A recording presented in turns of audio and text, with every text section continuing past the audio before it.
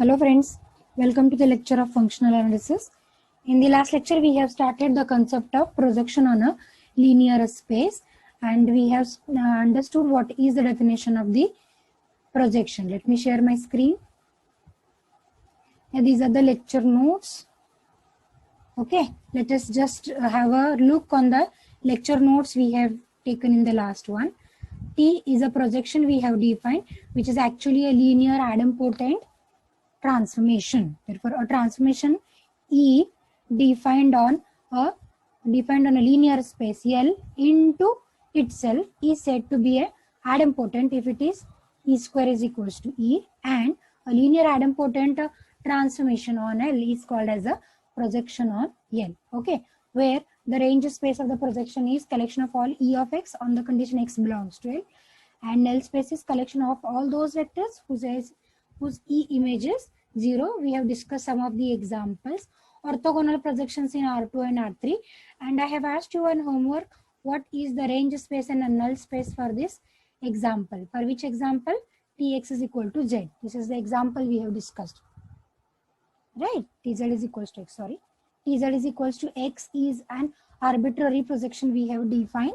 Okay. And this projection is taking a geometrical interpretation like this, that is a point at this position will be projected to a point at this projection. Means this is not a perpendicular projection, this is not a orthogonal projection, and we have checked out this transformation is idempotent as well. But the question I have asked you about the range space and null space. Here if we look at the definition very carefully, this resultant vector x1 y1 may be any arbitrary vector from the R2 space. Therefore range is whole R2 space and null space is only singleton 0. Therefore here we can write the range space is whole xy in R2, right now, whole xy in R2, or one can write provided xy is not 0 0, provided not, or xy is in 0 0, that is also can be included, right? Therefore this will be xy in R2. And what is the null space? Null space is only origin. Null space is only origin.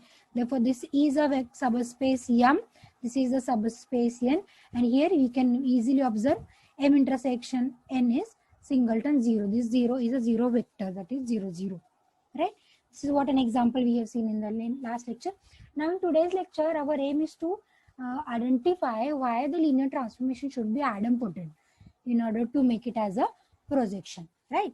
So let us come to the today's lecture, and the discussion we will start with a theorem, where in the theorem we are going to define what will be a range. Therefore let me write just a theorem. The theorem is, if T be a projection on, if T is projection on a vector space V, then we want to prove that R of T, that is range of T.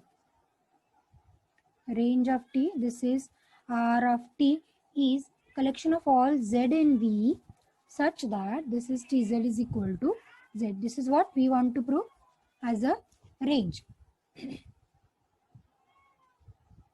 Okay. Now what we know range is, range whenever our mapping T is defined as a transformation from V to V, where it has both the properties linear and idempotent as well. This is linear and idempotent. The range of T, we know it was defined as, how it was defined? This is collection of all T of Z provided Z is in V. Collection of all T of Z provided Z in V. But now we want to prove that this R of T is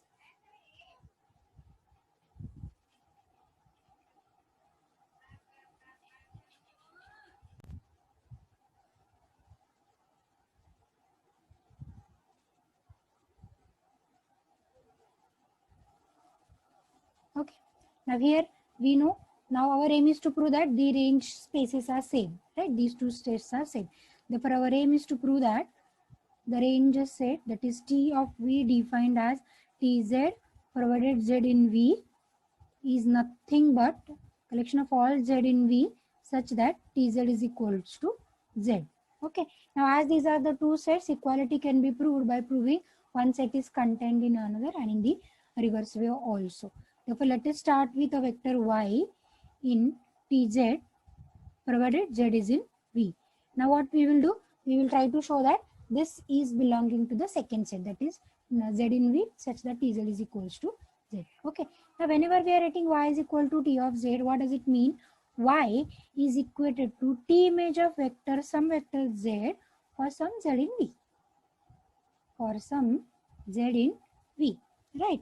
Now let me take t image on both the sides. Therefore this is t of y is equal to t of z.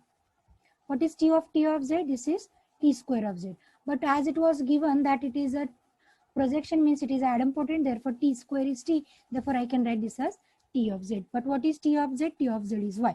Therefore what we have obtained, a statement we have obtained, whenever y is in t of z, we have t of y is equals to y. Therefore may I say the vector is belonging, this vector y is belonging to collection of all z in V such that Tz is equals to z. Right now, because t image of y is y, therefore this vector is belonging to this set. Therefore we can say one part of the inclusion relation holds, that is t of z on the condition z in V is contained in z in V provided Tz is equals to z. Let me call this as equation number 1. Now what about the reverse kind of inclusion?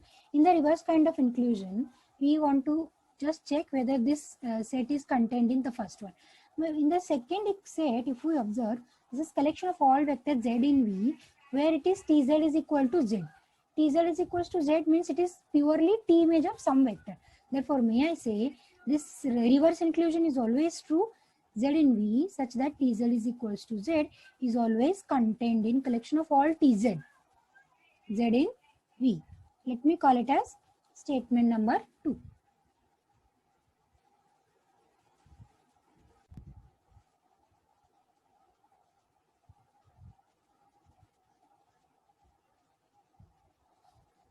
There are some technical issues today. Okay. Therefore here we have proved both kind of inclusion relation holds. Therefore the two sets are same. Therefore one can define range of the transformation T is collection of the vector z in V provided Tz is equals to z. This is the first theorem we want to prove today.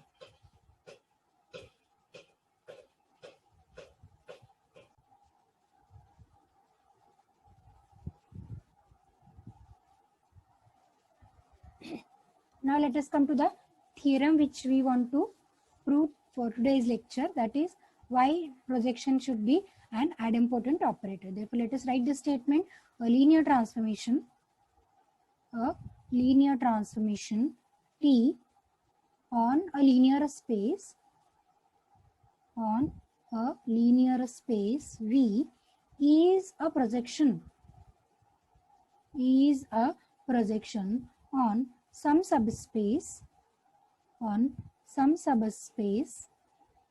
if and only if T is an idempotent operator, or if and only if T is an idempotent. If and only if T is an idempotent operator. With the proof of this theorem, it will be easily understood why there is necessary to have projection to be an idempotent operator. Let us go for the first part of the proof, only if part, in which we will assume that it is a projection and we will prove that T is a idempotent transformation. Therefore, let me assume let T be a projection. T be a projection on some subspace of V. Okay. Now, previously we have seen while defining a projection, there are two properties by the projection, that every vector is written as the direct sum of the two spaces, range space and null space. And we have taken the arbitrary projection to be Tz is equal to x, where z is equal to x plus y is unique expression. We have seen. Now what is the job to prove? T is idempotent. Therefore let me write to prove that T is idempotent. That is to prove T square is equal to T. Let us start. Let me consider T square image of some vector. Therefore let me consider T square of z. What is t square of z? Actually, by the definition of the pointwise operation, this is t of z. T of z. But what is t of z we have defined? This is x, right? Why it was taken to be x? This is z is equal to x plus y. No? I'll just repeat again. This is t of x plus y. Okay. Therefore, this is t of x plus y is defined as x, that is x coordinate. Okay, that is an element of m. Here x is in m and y is in n is the unique expression. Therefore, this we have obtained. Now we want to apply t image again. Now in order to apply t image again, the representation of the vector is of the form x plus y. X is in m, y is in n. Therefore, let me write it as x plus 0, because we know that 0 is an element of a null space always. Therefore, what is t of x? This will be x again. This will be x again, and which is nothing but t of z. Therefore, we have started with t square of z and we have obtained it is equal to t of z, and hence the operator is an idempotent operator. This is a idempotent operator. T square is equal to t, and hence it is the proof of the first part. Now in the second part of the proof, we should assume that the mapping is idempotent and we will prove it is projection. Now to prove it is a projection, how many parts we want to prove?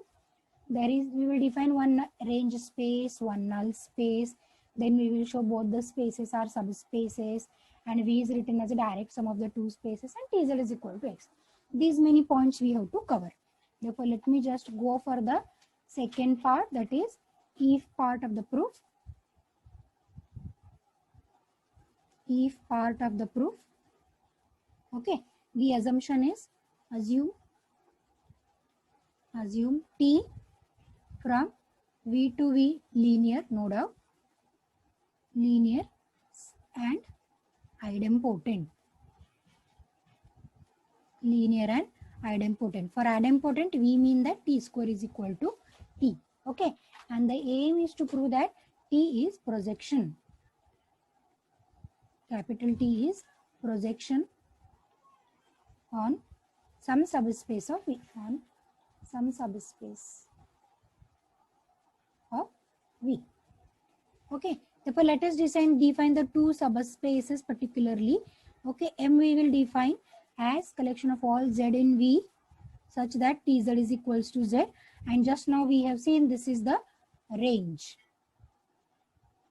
And if I write this as N second set, let me call it as Z in V, we will collect those elements, those vectors whose image is 0, and actually this should be null space. Therefore, in order to prove this to be a projection, 5 points to claim actually. Let me write all the points one by one. Okay, so what is the claim? We will go pointwise. M is subspace of V. M is subspace of V. Okay, then second point is N is subspace of V. Third point to prove is V is equal to, actually we want to prove it as direct sum, therefore first we will prove V is equals to M plus N, and fourth point we will prove M intersection N is equal to singleton 0, and fifth point we will prove Tz is equals to x. Why we are proving Tz is equals to x? Because just now we have seen that this Tz is equals to x is an arbitrary projection. Therefore 5 points to prove. Let us go to prove all these points one by one. Therefore first we will try to prove that M is subspace of V. M is subspace of V. Now we know how to prove this to be a linear subspace. We will just take any two elements of the set and we will prove the linear combination is in the same set. Therefore, let me start with let x and y be the elements of M. Okay, and for any scalar alpha. Now as x and y are the elements of M, one can write down T of x is equal to x and T of y is equals to y. Now consider T image of alpha x plus y. And what is our aim? To prove this is equal to alpha x plus y itself, so that this will be a member of M. So that M will be a subspace. Therefore, T of alpha x plus y is alpha times T of x plus T of y. Alpha times T of x plus T of y. But as we have seen already, T of x is x, T of y is y. Therefore, together we have got it as alpha x plus y. Therefore, what we have obtained? T of alpha x plus y is alpha x plus y. Therefore, surely alpha x plus y is an element of the set M, and hence it was proved that M is subspace of V. M is the subspace of V. Okay. Now in the second point, we want to prove N is also a subspace. But what is N we have proved? This is null, no? Then we want to prove that N is subspace of V. N is subspace of V. But actually, as N is null space, as N is null space, we know that null space is a subspace. Therefore, nothing to prove. If you want to prove, you can just try, very similar to the proof we have taken for the second point. Therefore, let us go directly to the third point to prove that V is an addition of the two spaces. V is equal to M plus N.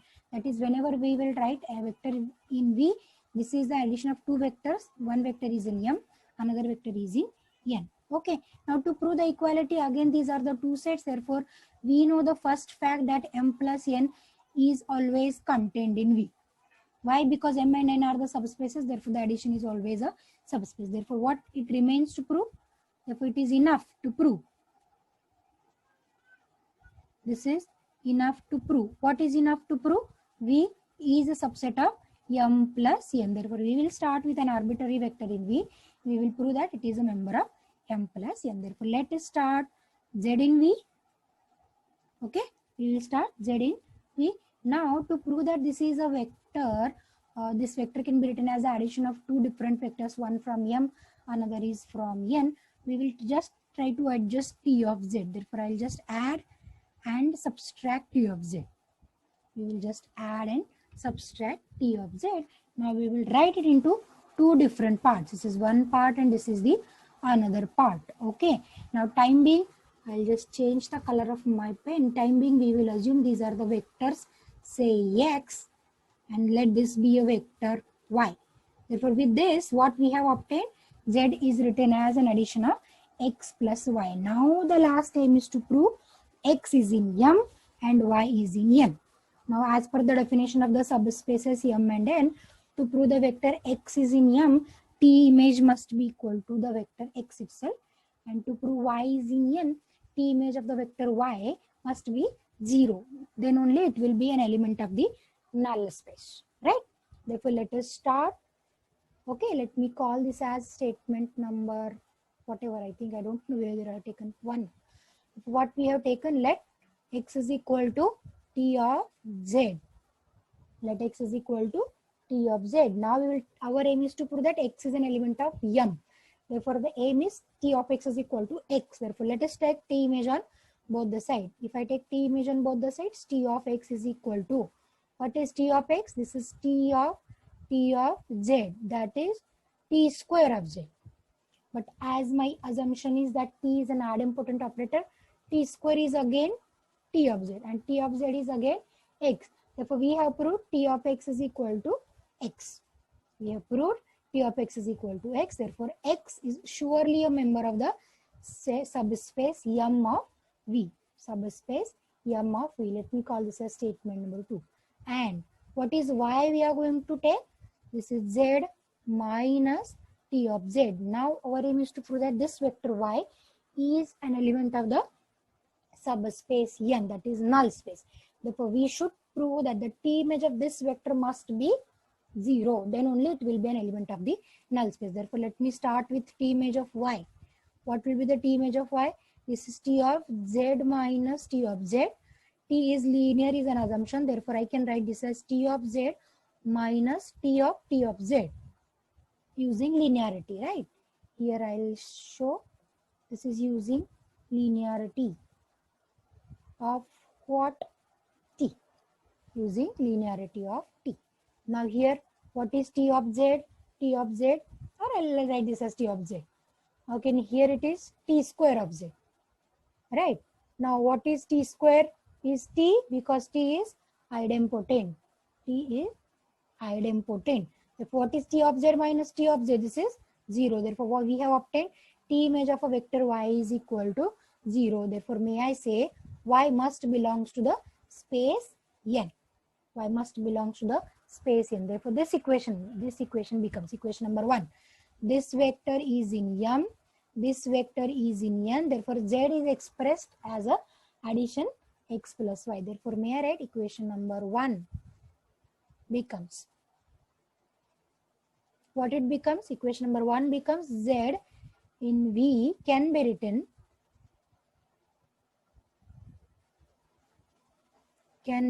written as Z is equal to x plus y, where x is equal to T of Z is in M and y is equals to Z minus T of Z which is in N. Therefore, may I say now Z is a member of M plus N, where Z is an arbitrary vector of V we have taken. Therefore, V is a subset of M plus N. Reverse inclusion is always true. Hence, we can say V is equal to M plus N wholes. That is, V is the sum of the two subspaces as M and N. But we want to prove it as a direct sum. No? Therefore, here we will go for the fourth point to prove that the intersection is singleton 0. M intersection N is equal to singleton 0. Right? Therefore, let us prove this. For this, let me start with one vector in M intersection N. If it is a vector in intersection, therefore Z must be a member of M and Z is a member of N as well. But just now we have seen Z is a member of M. It means that TZ is equals to Z, and Z is a member of N. It means TZ is equal to 0. Look at both the statements. Therefore, combining both the statements, what one can say? Z is equal to 0. Therefore, we have started with a vector in M intersection N, and we have proved that this is M intersection N. Therefore, one can very easily say M intersection N is singleton 0.